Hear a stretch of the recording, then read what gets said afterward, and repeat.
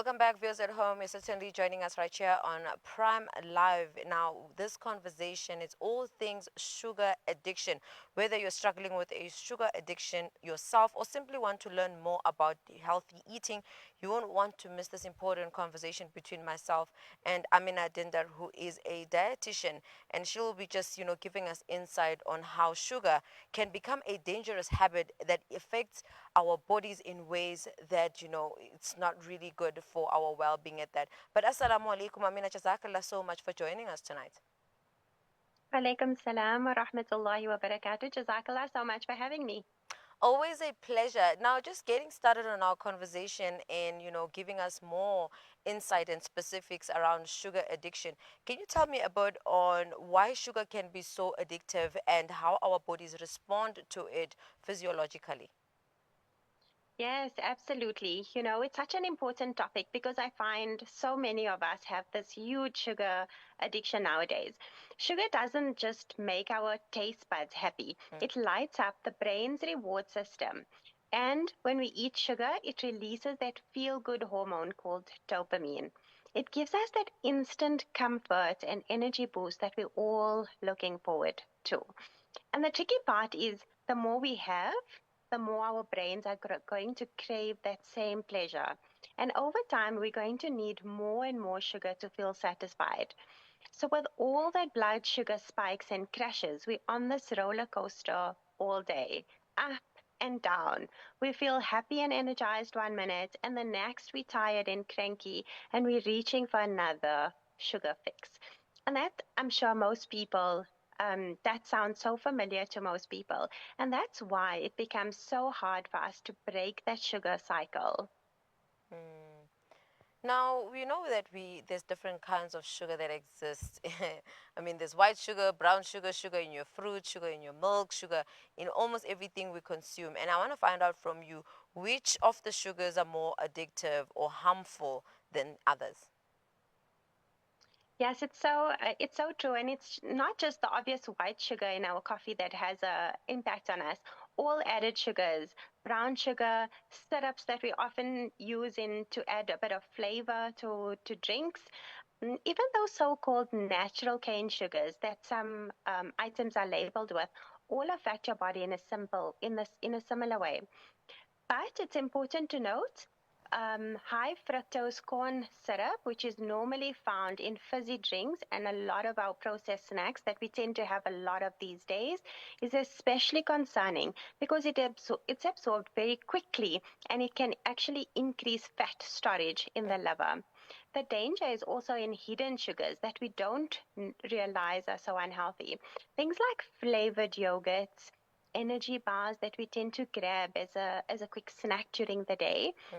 So it's not just about that sweet taste, but it's also so important to be able to read labels and know where your sugar is sneaking in. Understanding your labels, knowing what is sugar, knowing what sugar is labeled as on the labels is so important. Mm.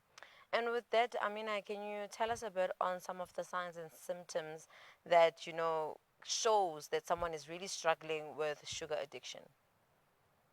Most definitely. And I think it's something that most of us don't realize we actually have a sugar addiction. So asking yourself those hard questions are really important. Asking yourself, do I have a problem with sugar? Do I have strong cravings late afternoons or at night? Do I have strong sugar cravings immediately after meals? Do I feel moody or tired if I skip that sugar fix that I usually have? And then do I end up eating more than um, uh, I intended? When you open that piece of chocolate, you think, oh, I'm just going to have a piece quickly. Mm. But then you realize you pack it away, you open up the drawer, and you have another bite. So these are all red flags. And we don't realize, but we actually plan our day around sugar, like looking forward to that little sweet treat after a meal, that dessert at the end of the evening, or that sugary coffee drink. It's not about judging yourself, but trying to recognize these patterns are so important so that you know you can start making the changes. Mm. And for someone who is trying to be, more healthier and they're trying to gradually reduce the amount of sugar that they have in a day or just in their diet, what ways can they sort of incorporate so that they don't have that, withdrawal effects that they tend to sort of go through? And most importantly, in terms of those who are on the journey of, keeping away from sugar, how can they address or indulge their sugar cravings? No, it's so important to make these changes, and I think sometimes we try and go for the big, bold changes, and then often find we're having all these withdrawals, and we find ourselves that we end up crashing really badly and overdoing it then with sugar. But the secret is to make small, steady changes. Start off with the easiest swaps, swapping out your sugary drinks or your flavored sweetened yogurts for plain yogurt, and try to go for herbal teas. Try to go for more naturally flavored water to add that sweetness to a drink if that's what you're looking for. Also, make sure that your meals are balanced. We often find that our meals are not balanced. We don't have enough protein, we're not including enough healthy fats, we don't have enough fiber in our diet. And what's happening is that our blood sugars are not staying constant during the day. We're having these dips in our blood sugar levels, and that's actually influencing our cravings for sweet things.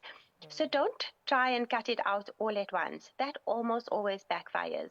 Allow yourself the occasional mindful treat so that you don't feel like you're missing out. And you'll be surprised how quickly your taste buds adjust to this. So, really, just small, consistent changes are the best way to go for it. Hmm. And we all know that there are emotional eaters who, when they are not feeling okay or whatever emotion that has them at the moment, then they want to indulge in the likes of ice cream, donuts, and all these food items that carry a whole lot of sugar. Are there any other ways that they can, be emotional eaters, but are eating something that really benefits their bodies and their well-being? It's so true. And we often reach for something sweet, not because we're hungry, but more Mm, because of all those emotions that we go through, that stress, the boredom, that feeling low. Um, we tend to reach for comfort and we look for a solution and we find it usually in sugar. And it does give us that temporary comfort, but it doesn't last long. And it often follows with a lot of guilt afterwards, which can actually be worse and very triggering. So I think noticing your triggers are really important. What triggers you? Is it that stressful meeting that's happening at work? Is it end of the month stress? What is happening and what is triggering you? So being able to identify your triggering is really important, and then experiment with other ways to cope. Simple things like going for a walk. You might find that you actually have so much relief in something like that. Talking to a friend can also a colleague, a family member, that can also be a very good way to help with that stressful period that you're going through. Something like deep breathing is also really important, and we don't realize how much of benefit that it actually has for releasing some of those emotions and tensions. Creating this toolbox of non-comfort options are really important. Journaling can also be really important. Writing down our feelings, even just writing down our triggers, can really be important. And it can help us to identify those times where we tend to reach for that sugary treats. Hmm. And now, with that being said, I like how you mentioned the idea of reaching out to friends and families so that you cannot be caught up in reaching out for those crisps and juice and ice cream and all that. Can you share how friends and families can really create that safe environment in terms of supporting an individual who's trying to stay away from sugar, or how they themselves can have a more healthier diet, especially when it comes to the sugar intake that we tend to find ourselves in? So, so important. And I love that you mentioned that word support, because support makes a huge difference. um, if you want to go on this journey, always do it with someone. Share it with someone, whether it's a friend, a colleague, a family member, or even just in your household. Make it a group effort instead of singling yourself out or singling anyone out. Keep Mm, healthy snacks around yourself. So if it's at the work environment, try and make sure that healthy snacks are visible, and try and remove any sugary treats that are in sight.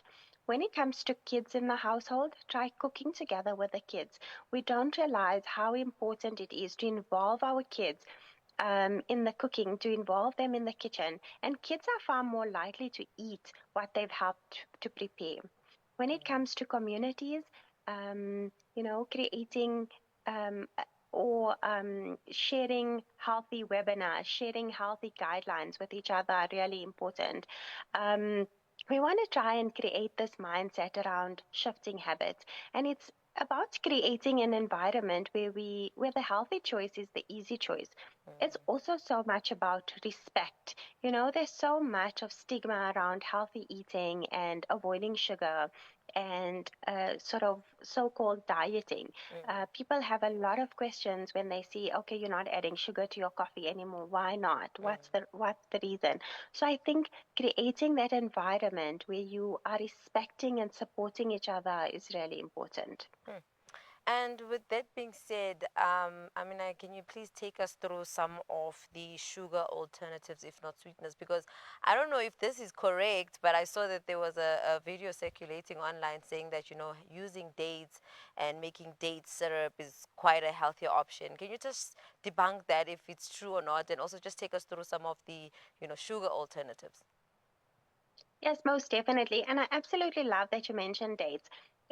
Things like dates, mashed bananas, apples, apple puree, all these natural flavorings and sweetenings are so wonderful to add into our meals. Even something like honey is such a beautiful way to add a little bit of natural sweetness to our meals, to our drinks.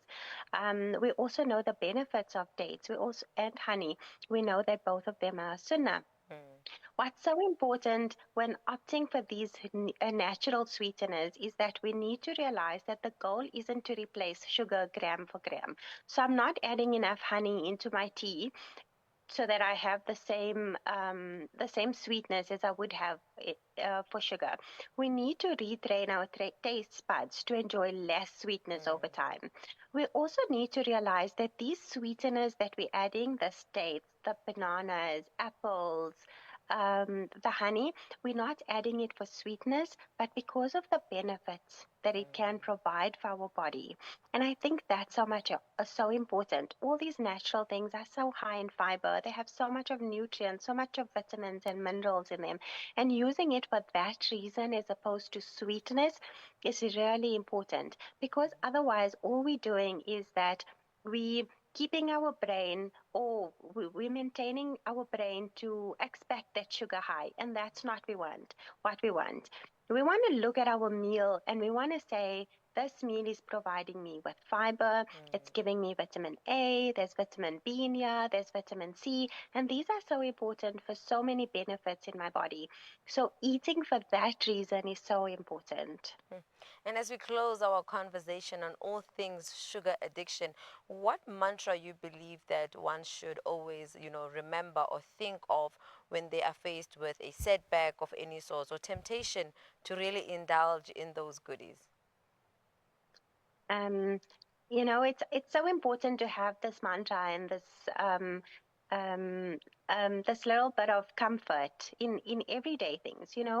I think understanding that we don't have to be perfect, but we have to start is really important. And my favorite thing that always gets me back on track is nourish to flourish. That's what I love. Focusing on what you're adding in, fresh, colorful, and nourishing foods. And touching back on my point before, um, adding foods into our diet more for nourishment, to nourish our bodies so that our bodies can reach its full potential is so important. And soon enough, the cravings won't have so much of power over you. Amina, Jazakallah so much, for really giving us insight on how we can eat better to be better and so we can actually live better, inshallah. Jazakallah so much for sharing. I mean, Jazakallah so much to you for having me. F1. Viewers at home, that was Amina Dindaar, who is a dietitian, and she was really plugging us with what to do when you are trying to cut off sugar in your diet. And if you have been cutting it off, but yet that sweet tooth has you feeling really, vulnerable and weak, succumbing to the temptation. So make sure you remember the mantra itself: nourish to flourish. But that's where we close it off for now. Let's head over to an ad break. We'll see you just after this.